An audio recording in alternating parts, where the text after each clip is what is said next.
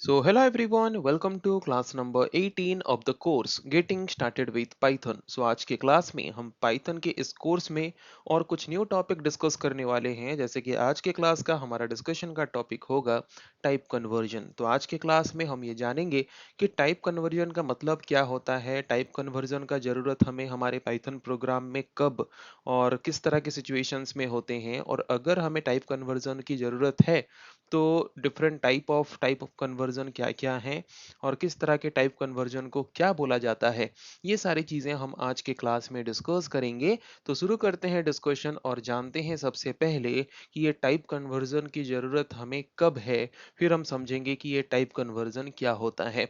तो शुरू करते हैं डिस्कशन और समझते हैं पहले एक एग्जाम्पल को कंसीडर करके। ओके, तो सबसे पहले हम एक एग्जाम्पल कंसीडर करते हैं एक प्रोग्राम में। जैसे कि सपोज लास्ट क्लास में हमने जो डिस्कस किया था एक इनपुट स्टेटमेंट मतलब एक ऐसा स्टेटमेंट जिसके माध्यम से इंटरप्रेटर हमें अलाउ करता है during the time of execution programme में इनपुट देने के लिए। तो यूजर से इनपुट लेने के लिए during the time of execution हम कौन सा स्टेटमेंट यूज करते हैं, हम इनपुट मेथड वाला स्टेटमेंट यूज करते हैं। तो इनपुट मेथड वाला स्टेटमेंट यूज करके अगर हम यूजर से एक नंबर को इनपुट के हिसाब से लेने का मैसेज देंगे तो वो क्या करेगा, हमसे नंबर वैल्यू एक्सेप्ट करेगा। और हम जानते हैं कि इनपुट फंक्शन जो है, चाहे उसको हम स्ट्रिंग वैल्यू इनपुट दें, चाहे उसको हम फ्लोट वैल्यू इनपुट दें, चाहे हम उसको इंटीजर वैल्यू इनपुट दें, वो सारे वैल्यूज को स्ट्रिंग वैल्यू की तरह ही कन्वर्ट करके उसके लेफ्ट साइड में जो वेरिएबल होता है उसमें स्टोर करता है कि नहीं। जैसे कि यहाँ पे मैसेज हमने दिया, एक प्रॉम्प्ट हमने दिया कि enter a number and I will double it. Okay, तो हम क्या उस तरह का मैसेज दिखाएगा, enter a number and I will double it. तो वहां पे सपोज हम एक नंबर इंसर्ट करेंगे 2, है कि नहीं। तो अगर हम नंबर इंसर्ट कर रहे हैं तो हम एक्सपेक्ट क्या कर रहे हैं कि उसके नीचे वाला जो स्टेटमेंट है उसमें num1 में हमने 2 एंटर किया, तो 2 इंटू 2 करके जब हम उसके वैल्यू को प्रिंट करेंगे हम एक्सपेक्ट करेंगे कि वो वैल्यू 4 प्रिंट करे, है कि नहीं।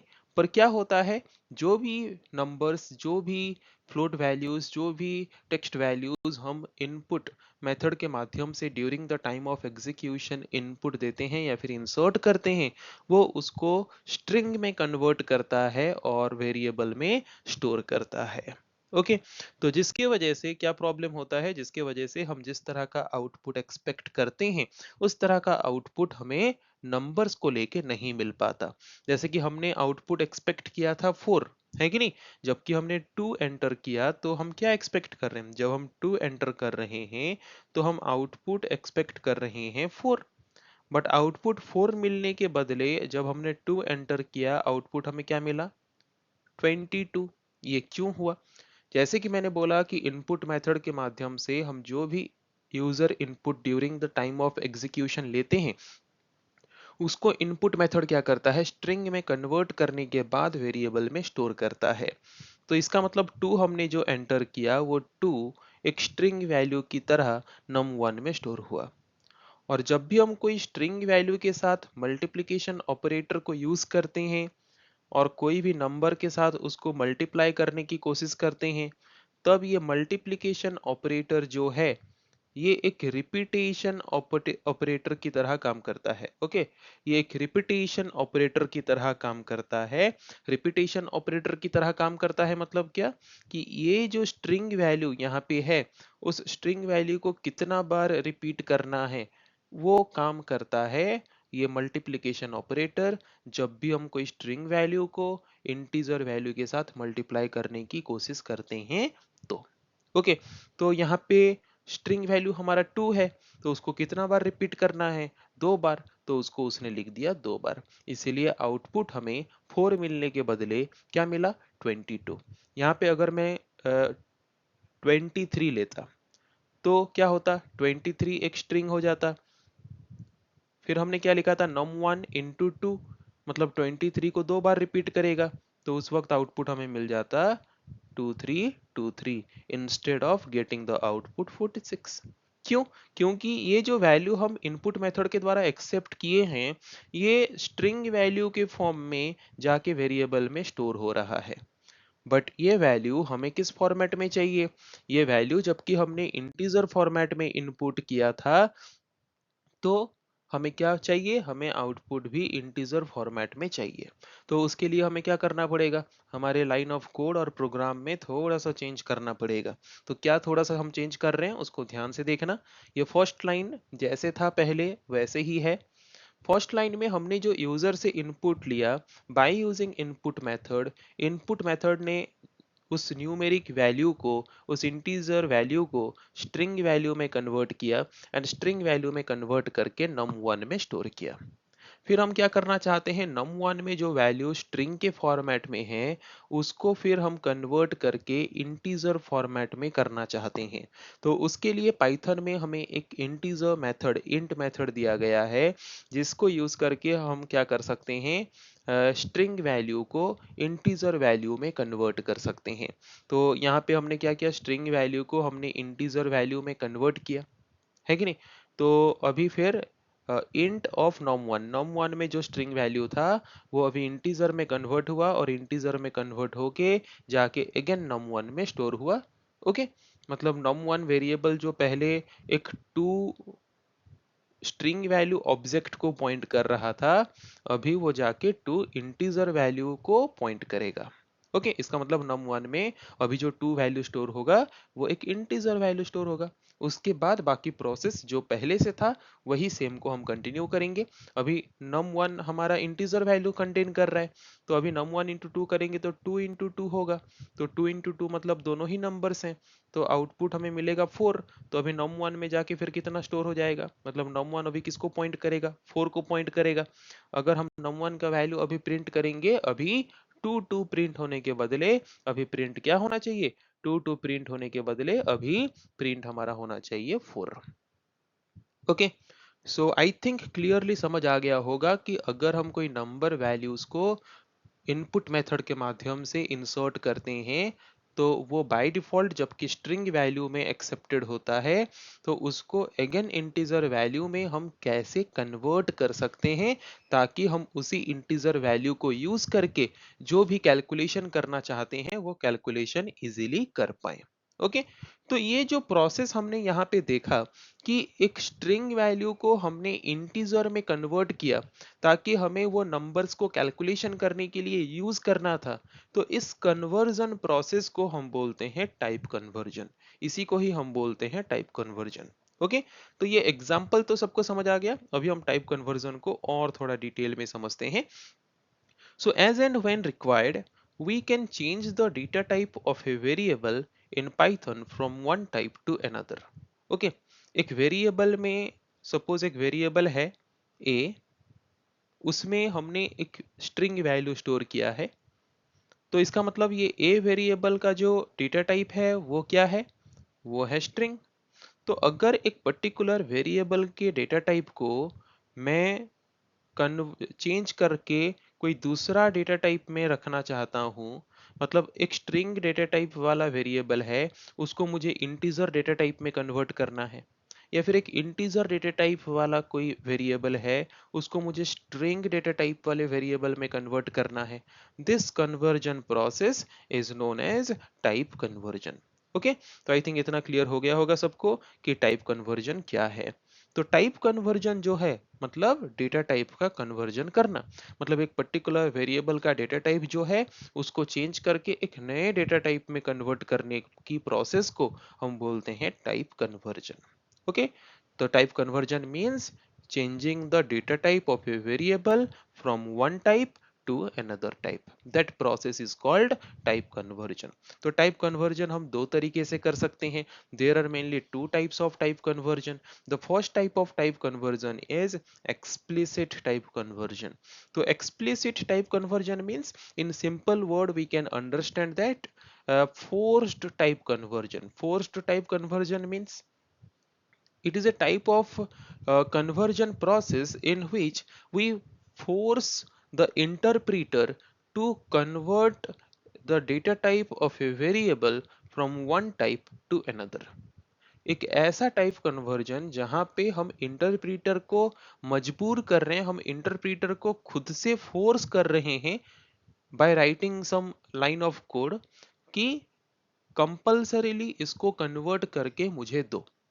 अगर हम इंटरप्रीटर को फोर्स कर रहे हैं कि एग्जीक्यूशन के टाइम में वो हमें एक पर्टिकुलर वेरिएबल के डेटा टाइप को कन्वर्ट करके दूसरे डेटा टाइप में मुझे प्रोवाइड करे, then that forcible conversion is known as explicit conversion. इसके एग्जांपल्स हम आगे कंसीडर करेंगे, आगे देखेंगे। ओके। उसके बाद next type of type conversion is implicit type conversion. Implicit type conversion is a type of automatic type conversion. Okay. That interpreter does automatically when interpreter understand such kind of need. Okay. Implicit type conversion एक ऐसा type conversion है जो automatic होता है interpreter के द्वारा। उसके लिए प्रोग्रामर को कोई भी लाइन ऑफ कोड लिख के देने की जरूरत नहीं होती। ओके। मतलब जब लगता है इंटरप्रेटर को कि हाँ यहाँ पे कन्वर्जन की जरूरत है और कन्वर्जन करने से कोई प्रॉब्लम नहीं होने वाला, तो वहां पे जो टाइप कन्वर्जन इंटरप्रेटर ऑटोमेटिकली कर लेता है, that kind of type conversion is called implicit type conversion. Okay. तो ये इम्प्लिसिट टाइप कन्वर्जन कब होता होगा? जब हम टाइप कन्वर्जन करने से हमारा जो डेटा वैल्यू है उसका कोई भी पार्ट लॉस नहीं हो रहा होगा, then that kind of type conversion is known as implicit type conversion. And explicit type conversion are the kind of type conversion in which there may be a chance of data loss while we convert the data type of a variable from one type to another type. Explicit type conversion हम जब करते हैं तो तब वहां पे chances होता है कि डेटा लॉस हो, पर इम्प्लिसिट टाइप कन्वर्जन जो होते हैं वहां पे जो टाइप कन्वर्जन इंटरप्रेटर ऑटोमेटिक करता है वहां पे डेटा लॉस होने के कोई भी चांसेस नहीं होते। एक छोटा सा सिंपल एग्जांपल मैं तुम यहाँ पे दे रहा हूँ समझने के लिए। जैसे कि सपोज मेरे पास एक वैल्यू है 3.25। ओके। और इस वैल्यू को, ये किस तरह का वैल्यू है? ये हमारा फ्लोट वैल्यू है। तो इस फ्लोट वैल्यू को अगर मुझे इंटीजर वैल्यू में कन्वर्ट करना है तो ये जो 0.25 वाला पार्ट है ये हमारा लॉस हो जाएगा, हमें मिलेगा ओनली 3।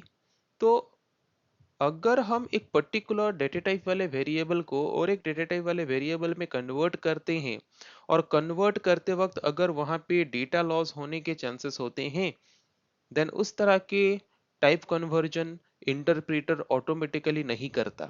तो उस तरह के टाइप कन्वर्जन अगर हमें करना जरूरी है तो हमें फोर्सिबली हमारे इंटरप्रेटर को उस तरह के टाइप कन्वर्जन कराने पड़ते हैं by writing some line of code.